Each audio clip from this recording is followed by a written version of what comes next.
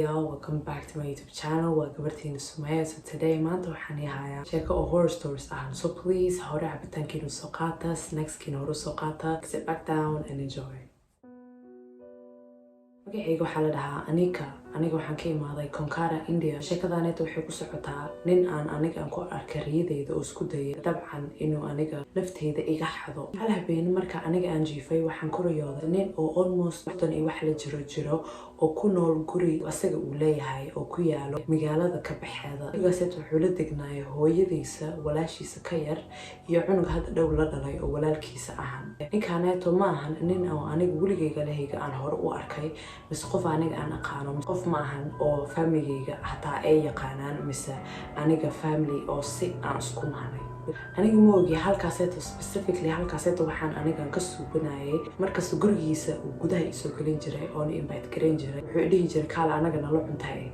Markasta aan gurigiisa aan galo wuxuu dhihi jiray aniga i guurso. Wuxuu soo celcelin jiray inaan anaga aan isguursano iyo inaan anaga aan noqono husband iyo wife. marar badan meeshaas aan tagay uu saasaytay dhahay jirto aniga aan diiday aan dhahay maya. Markasta aan gurigiisa ka carro aniga wuu iga soo dab orday jiray. So markasta markuu ii soo dhow yahay uu qabo rabo waan soo kici jiray. Waan u fiirsaday waxaan arkayna markasta aniga iyo boyfriendkayga aan istagaano aniga aan murugeysanahay habeenkaaseeto markaa seexdo gurigaaseeto aan jooga oo ninkan way hor istaagsan yahay. Markasta aan murugeysanahay aan arko ninkaaseet aan riideeda ku arko markasta wuxuu isku dayaa inuu aniga iga farxsiiyo oo aniga uu si fiican uu ila dhaqmo. Aniga marka waxyaabahaneeto markay marar badan ay dhacday waxaan bilaabay inaan asaga more aan la hadlo aan more asaga isku furfuro because markasta aniga aan murugeysanahay oo aan riyoodo oo asaga ii imaado oo iga farxsiiyo waxaan u arkay inaan anaga aan nahnay soulmates because ana qof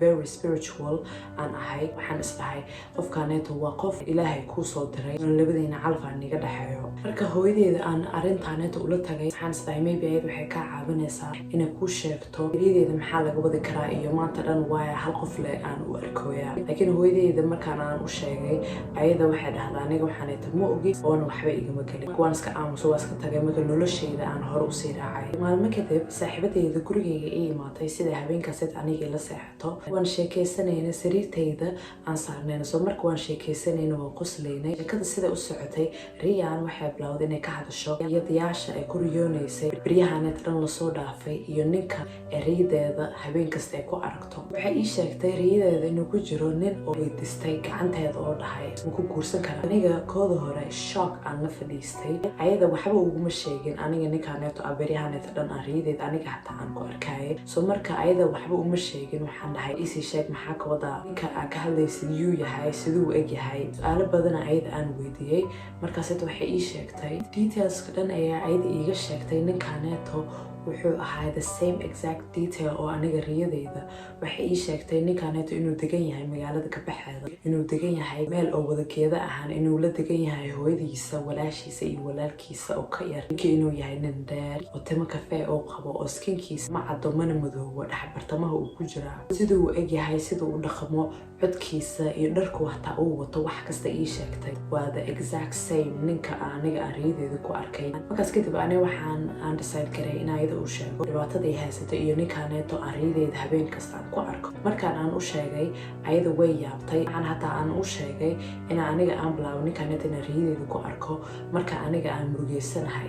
Ayadana waxay dhahday markii ugu horreysay ee ninkaaneeto riyadeeda ay ku aragtay inay tahay maalintii ayada iyo saaxiibkeeda ay kala tageen. Maalintaaseta ahayd maalinta ugu horreysay ee riyadeeda ninkaaneeto ayadana ku aragtay. Ninkaaneeto ma ahaan kara nin normal. Siduu laba gabdhood saaxiibo ahaan siduu labadooda riyadooda u soo gali karaa oo nasaasayta dhan ugu dhaqmi karaa riyada. Waxay nala ahayd inuu asaga riyadeena asagaba control gareynayo. Ninkaaneeto wuxuu target gareynaya gabdhaha oo very depressed ahaan oo saaxiibahooda boyfriendkooda waxooda ka tagay. Maalin anigoo internet ku jirno oo newscase akhrinayno website-kooda waxaan aragnay dad badan oo booliista ay imaatay airport gareysay qof riyadooda habeen kasta ku arkayaan oona ninka markii la dhahay dhammaantooda sheeg siduu eg yahay exactly ninka riyadeyda ee describe gareeyeen iyo wejigiisa. Hataa waxaa la isku dayay inay wejigiisa la jooreeyo. Markii la jooreeyana wuxuu ahaa the exact same man aniga aan ku arkay riyadeyda.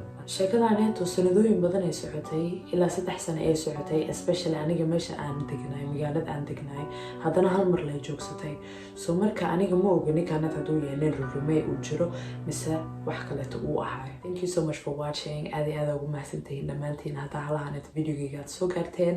waa gabartiina Sumayo. Y'all know the drill. Like, share, subscribe and yeah, that's it. So mar kaleeto inoo tahay. Bye.